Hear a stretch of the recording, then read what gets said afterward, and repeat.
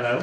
My name is Isidoro. I'm the SEO manager at GoCompare. But don't worry, I'm not going to be selling insurance or doing any offers any today.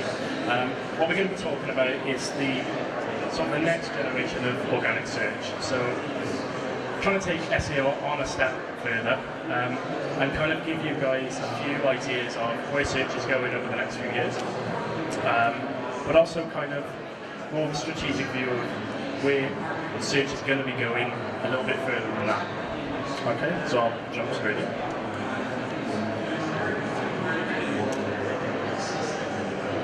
It worked. So anybody that knows anything about SEO knows that over the past few months, past few years, it's changed quite a lot.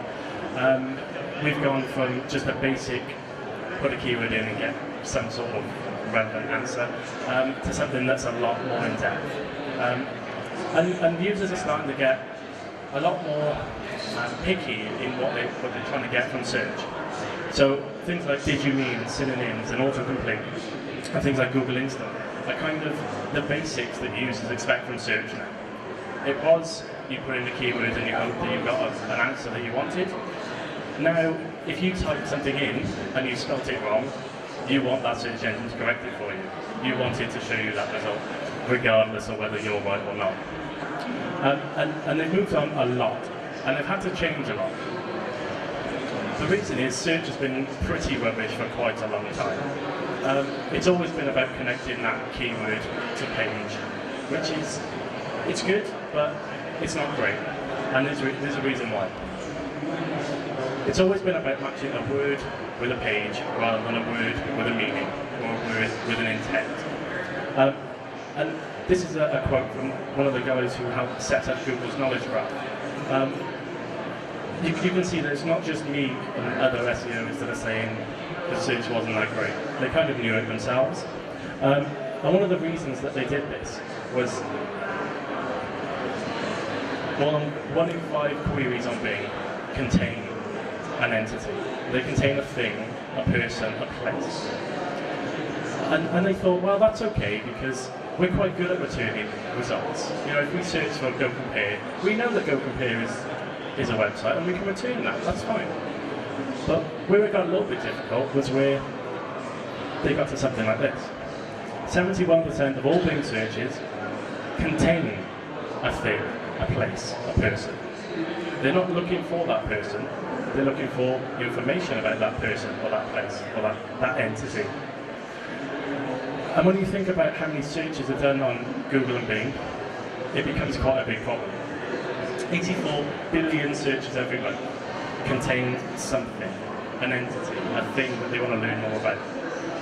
And going back, search engines aren't great at these searches.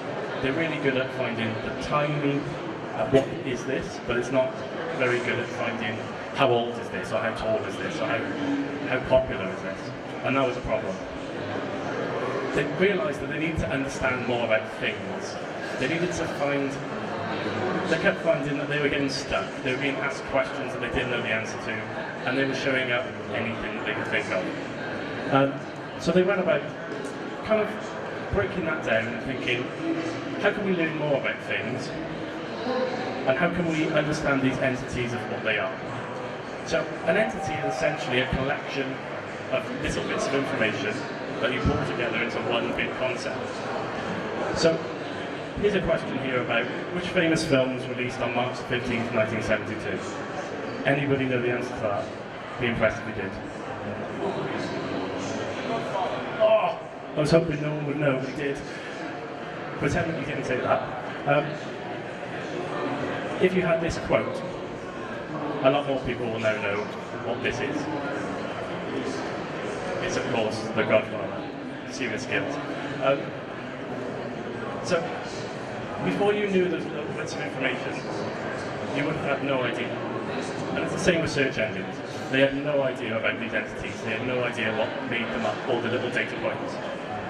But now they're starting to.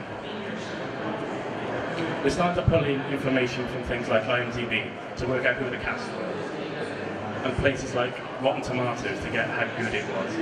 And they know who the director is and what songs are on it, and who directed it and when. essentially, search engines know more about The Godfather than everybody apart from that bloke there. Which is terrifying in itself. So the way that they did this is they thought, we need to understand the context on the web. So they started looking around and they saw areas called linked data. So linked data is that, which is a bit scary looking, but it's fine. And linked data is essentially a collection of databases that contain millions of data sets about individual entities and individual sections of those entities. So here you've got one called DBpedia, which is, as you might expect, Wikipedia. So anything that's in Wikipedia inside a knowledge panel on the side is in there, and it's marked up in a way that computers and search engines can understand the relationships between the two. So if you were to go to the DBpedia entry for Barack Obama, it can tell you how tall he is, where he's from, what his nationality is. I think it can even tell you his weight, which is a bit weird. And we can do this ourselves. So there's another one called Freebase, which was bought by Google. It's completely Google owned and Google run. But it fuels so many things. It fuels the knowledge graph that you see every day on search. So when you search for something and you get those nice panels, it fuels that. It also does the same for Bings. So by editing parts of that, you can start to influence the entries that show up. Search engines also have a massive, massive amount of search query data. If you think about every time you search, that's recorded and that's saved. And they can get quite a lot of information about this. So one of the ways they determine what to show on those knowledge panels is to see what people are searching for. So, for example, if lots of people search about what is Barack Obama's height, that's exactly what will show up. And they'll start to answer those queries within panels. You can also provide information to this directly.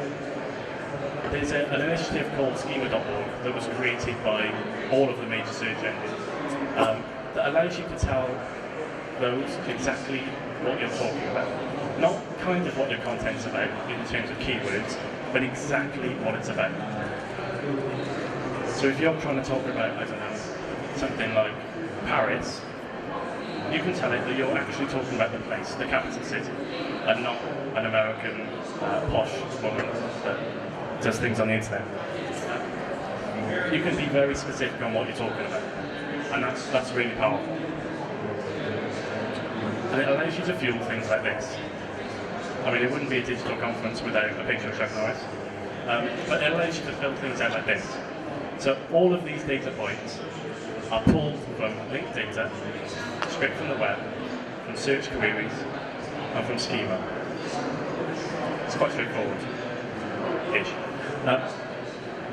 So one thing to keep in mind is this is great for celebrities and places and all, but it's also too important to understand that your brand is an entity. Your brand is a thing, a place. It has data points. It has a location. It has a brand name. It has all of these things that can populate these. If you search for a company like GoCompare, you'll get one of these. And each part of that information is owned by us. We input what we want, and we get it to show what we want. For instance, there's a reason we don't have a customer service number at the moment. We could put that in if we want to, but we've decided not to at the moment. It's customizable to a point. So, one of the ways they do this is they look at co-occurrence and they try and work out the terms that these entities are talked about the most. So, it's no surprise that GoCompare is seen in a lot of web documents alongside the word car insurance. And search engines are able to put the two together and say that I understand that this is a thing, this is a company, and this is their name. And then it finds this common query, something that's across a lot of documents that mention that entity. And they push them together, and they create this one huge topic of car insurance and insurance-related products that it aligns our brand to. It also has this thing called co-citation. Co-citation is really straightforward, but it's really hard to explain. So imagine, if you will, there are three websites. Those three websites link to each other.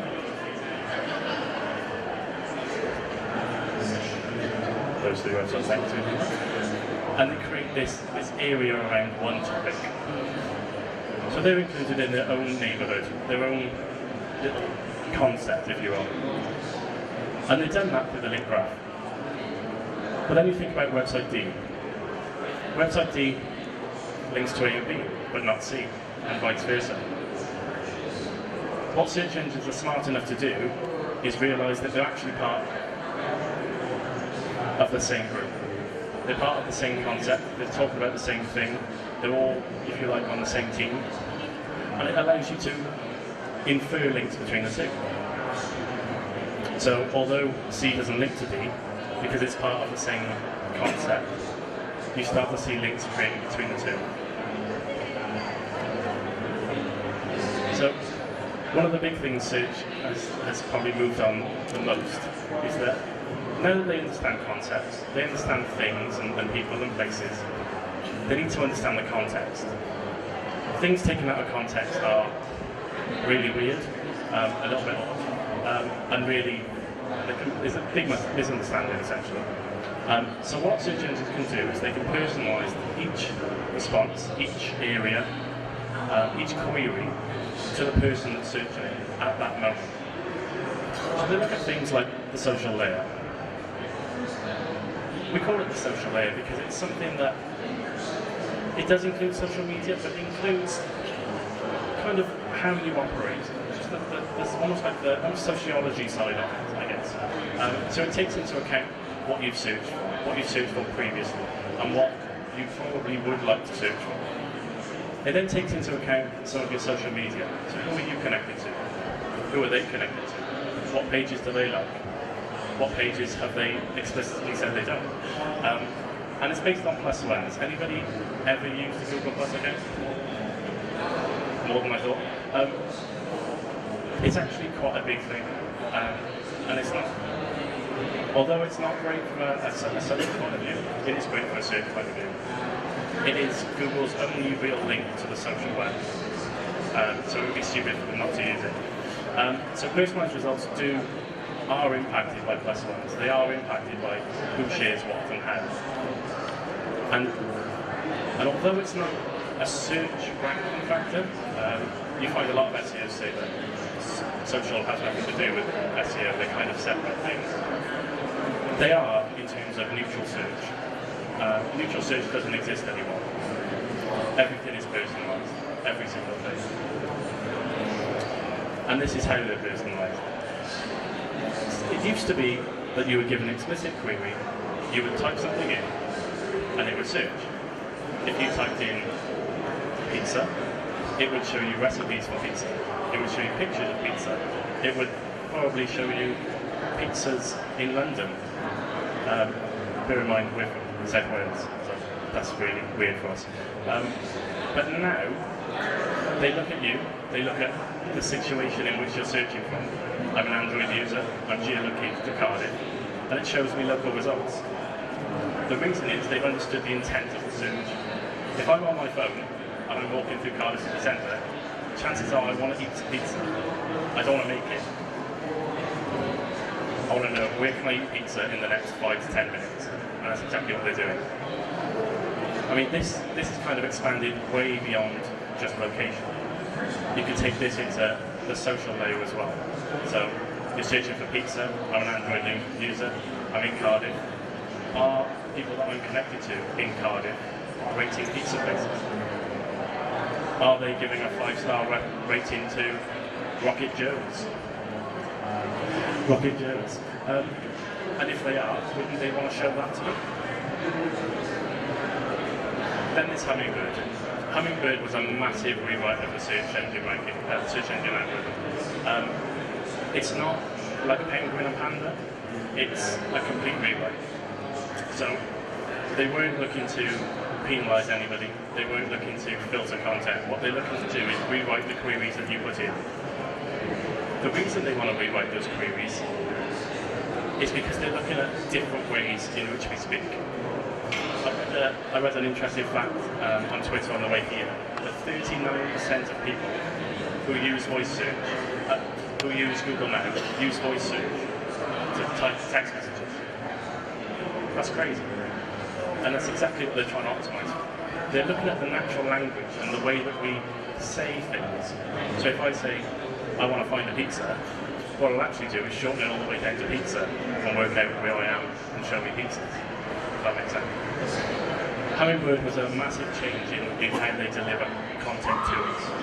They've kind of taken the normal view of a query and expanded it out and then shrunk it back down. So it's, what is a pizza? And I'll give you an answer. But then you say, I don't know, what is the closest pizza to me right now? And it'll give you pizzas. It'll shorten that query down to just pizzas, and it'll find out where you are, and then it'll show you the two combined. Hummingbird was a huge change. So semantic search is all of these things. It's more personal, it's more engaging for the user, it's definitely more interactive, and it's becoming more predictive. In that example where you're looking for pizza, it knows where you are. They've never been able to do that before, and it's fairly new. But one of the biggest things that's kind of looking towards the future of what's coming is this idea of a web assistant. Back in 2001, which seems like ages ago, Tim Berners-Lee, known as the inventor of the web, wrote an article called Scientific American in which he described an assistant, he called it a semantic agent, but it's a web assistant that basically automates his life for him. He gives an example of his mother needing to go to the doctors, and he types into his web agent, his semantic agent, I've got to take my mum to the doctors, sort it out for me. And the semantic agent finds all the local doctors. It then sorts them by how good they are in terms of ratings. It books her in according to what her insurance can pay for. This was set in America. It then rewrites his calendar so that he doesn't miss any important meetings. And he then gets directions to the clinic that he's going to and directions home that means that he avoids rush hour traffic. Now that was his vision back in 2001, and we're getting really, really close to it. Every Sunday I go to a pub quiz. I go to my local pub and I go to a pub quiz. It starts at 8. At 7:30 every Sunday, my Google Now pops up and it tells me about traffic going to that pub quiz. I've never told it. I've never told it that I go to this quiz. I've never told it that I'll need directions. I've never told it that I drive. And yet every week, it tells me. We're getting to the point now where search isn't search anymore. It's just happening for us. And that's what they were talking about. That's that idea of automated search. And that's not search anymore. That's the semantic web. And that's the idea of things acting on our behalf with very little supervision. And that's kind of the way search is going.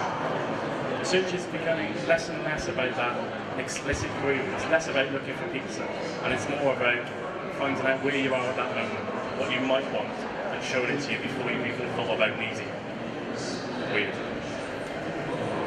So, if we start to scale back and we think, okay, this thing's coming, it looks quite scary, there's nothing I can do, let's all just go home and have a little cry and it'll all be okay. Well, it'll be fine, we hope. There are some things that we can do. Amit Singhal spoke at Google I/O, I think it was this year, and he was talking about Google Now. And he talked about what he wanted it to happen and what he wanted to do for users. He wanted to answer, he wanted to converse, and he wanted to anticipate. And that's exactly what us as modern marketers and modern search marketers need to do. We need to answer queries, we need to talk to our customers, we need to anticipate what's going to happen. Not just in the market, but also what the hell Google's going to do and what the hell Bing are going to do. So, we need to answer those queries.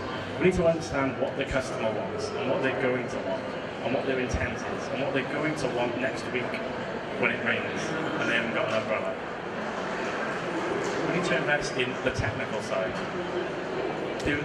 Right now, probably the biggest advantage for any, or the biggest potential for advantage for most web businesses is this technical SEO.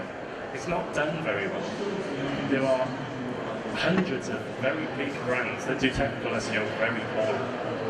And it's a big area that allows us to answer queries a lot faster. It allows search engines to find the answers to queries a lot easier. Search engines are still, at the moment, really stupid. They're getting very clever, but at the moment they're quite stupid. And they still need a very clean, linear path to their content. And that's where technical SEO comes in. Technical SEOs tend to be very good at the code side of stuff, which means they're going to be really good at helping you put in your semantic footprint. They're going to know how to implement schema properly. They're going to know how to work with your content team to deliver content that means something to search engines. It's not just keywords. It's not just image with an alt text. It's going to give actual meaning to the content that you're putting in, and that's something that search engines want to see. They'll also help you fill out your linked data profiles. I mean, show of hands, how many companies here have a Wikipedia page? Have you ever edited it? Or tried to? It's hard, isn't it? Yeah. Doing this isn't just a case of going on and editing it and pressing submit. It's really hard to do. There are really strict guidelines on getting this right. Not just on Wikipedia, but also on Freebase. They're not easy places to go and edit. You need somebody that understands how the community works and how to get it done. And that's where technical SEO really excel. It's a strange one because they're not very good at outreach, but they are really good at working with small communities like Wikipedia. They kind of, speaking as a technical SEO myself, we're quite anal, so we get the need to make everything better. Yeah, so if you're going to take nothing away from today, it's just that bottom one. Start filling out your linked data profile. Go home, look at freebase.com. Even if you don't add anything, just learn about it, see what it does, see what it can do, see what you can add and what you could potentially talk about. Converse. I really hate the term content marketing, I think it's really cheesy, but it's exactly what you need to do. You need to talk to your customers. We need to understand what they want, but we need to deliver it to them. Not now or later, but exactly when they want it. And the only way to do that is to create exactly what they want. If that makes sense. You need to interact with social. You have to remember that Google Plus and YouTube are both Google channels. They have all the data on them. They understand if somebody likes a video, or if they like a post, or if they like something else, or if they share something else. They understand all of that, and they can pull all that together. The computing power of Google alone is insane. But Bing also use things like Facebook. So all the search engines look at social signals in one way or another, and it's important to kind of pull that together. And investigate those co-citations. Start talking to your customers exactly where they are being talked about. So when you find those places that all of your competitors are being linked from, I mean, a perfect example for us would be somebody like Martin Lewis. He is quite a key player in the financial game, so it makes sense that we would need to be there and talk to our customers where they're having their questions answered.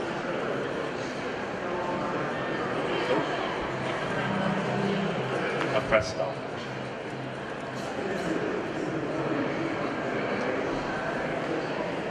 We need to anticipate.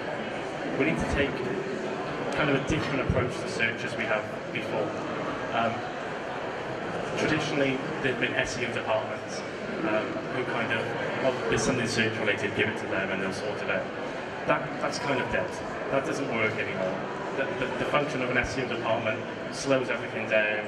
It doesn't give that innovation that you need. And trying to scale an SEO department is a nightmare. By having this idea of SEO as a philosophy, of being able to sit in between these marketing communications channels, means that you no longer need to do outreach. You no longer need to try and amplify the SEO team to push content here or push content there. You've got a social media team, you've got a PR team. Those guys are perfect at talking to people. This is what they do every day. So why would you not teach those about SEO? Teach them about the basics and the fundamentals. You look after the strategic stuff. You look after is our profile going to kill us today? Or is our site optimized enough? You handle that, that's fine. Leave the teams that are perfect at their outreach jobs. Leave the teams that are great at creating content and being creative and being innovative. Leave the content guys to make content that they know works because they have the data. They are closer to the customer than an SEO ever will be. You also need to anticipate what search engines are going to do. Over the past few years, financial services have kind of been screwed over quite a lot. So if you search for something like car insurance, you'll get this box, which is Google's comparison tool, which is, it's a kick in the teeth. But now if you search for Go Compare, you see that. There's no way of planning for that. It just happens. But what you need to do is kind of take yourself out of the box and you think, how are search engines going to change today? How are they going to make my life harder? If they wanted to, how could they make that even worse for them? Once you know what's going to happen, or you can kind of guesstimate what's going to happen, you can start to look at these things and say, that's annoying, but we'll do this instead. That's also really annoying, but we'll change tact and we'll do something else. That's really annoying. Let's change tact, let's do something else. It's about having a plan B. Things like this are going to happen. They're going to be they're going to happen more often. They're going to happen in things beyond financial services and travel.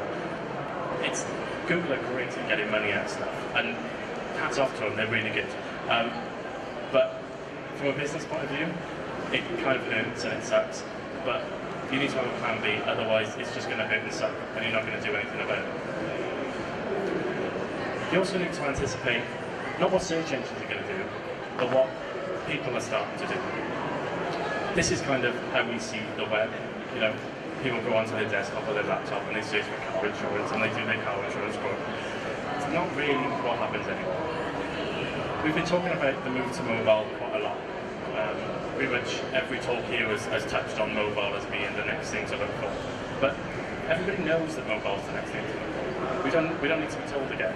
What we need to be told is, over the next couple of years, the form of search is going to change massively. Chances are you're not going to be sat at a keyboard and typing. You're going to be talking to your wrist. You're going to be talking to your eyes. Basically, you're going to be talking. And keywords don't work anymore. You need to be able to understand things, you need to be able to understand the context, and you need to be able to understand how they're going to be used and the intent behind them. So when Google started back in the day, this was the vision that Sergey Brin had. It was about having a search engine that didn't really provide search, it just provided answers. You're walking down the street and it tells you where your closest pizza shop with 5 stars is because you feel hungry. And that's exactly what they're trying to do. And they're getting closer and closer to it each day. I guess the question you kind of need to ask yourself is, if this happened today and search engines were deleted and you only had things delivered to you in your pocket, how would you try and influence that search? And if you can get that, you'll be fine. Thank you very much.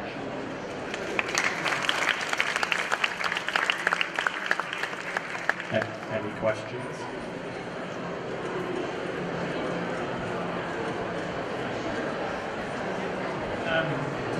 Not a specific question, but that last slide struck me as powerful, but I didn't get it. Can you expand a bit more on what you were thinking when you put that slide up? Yeah, I mean, this was talking about the future of search. We can only go so far. We can only see sort of how search engines are going to evolve to a point. But let me go backwards. That's exactly what the mission is. One day there will be a search engine where you don't put a query. And I think it would have done you a disjustice had I not told you that that's where they're going. How we deal with that? No idea. No idea whatsoever. But I guess it's the evolution that we're going to take. As we get closer there, we'll kind of get a bit clearer about how we're going to do it. But speaking as an SEO, it's been my training since I left university, that scares the shit out of me. But it's coming.